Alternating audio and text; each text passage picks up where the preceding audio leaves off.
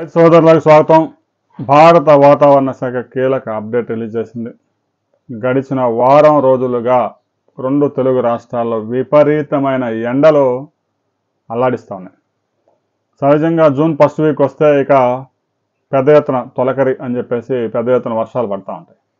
అయితే విచిత్రంగా ఈ ఏడాది మే నెలలో సగటు వర్షపాతం కన్నా కూడా దాదాపు 105% అధికంగా మేలో వర్షాలు నమోదయ్యాయి.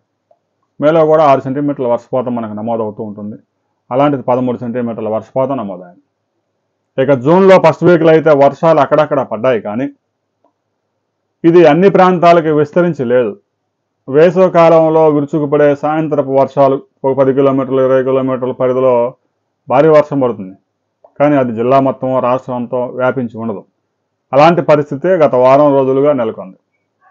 2-3 రోజుల కిందట కూడా అనంతపురం జిల్లాలో విపరీతమైన వర్షం పడి ఒక నియోజకవర్గం 4-5 మండలాల్లో వాగులు వంకలు పొంగి పొర్లాయి. అయితే జిల్లా మొత్తం ఈ వర్షాలు ఉన్నాయని మనం చెప్పడానికి లేదు. ఇక 11వ తేదీ బంగాళాఖాతంలో ఒక అల్పపీడనం ఏర్పడడానికి అనువైన వాతావరణం ఉంది. 14వ తేదీ మరొక అల్పపీడనం ఏర్పడే అవకాశం ఉంది. దీని మీద ఇంకా అప్డేటెడ్ రిపోర్ట్స్ రావాల్సి ఉంది. అల్పపీడనం కనుక ఏర్పడితే నైరుతి ఋతుపవనాలు మరింత చురుగ్గా మారే అవకాశం ఉంది.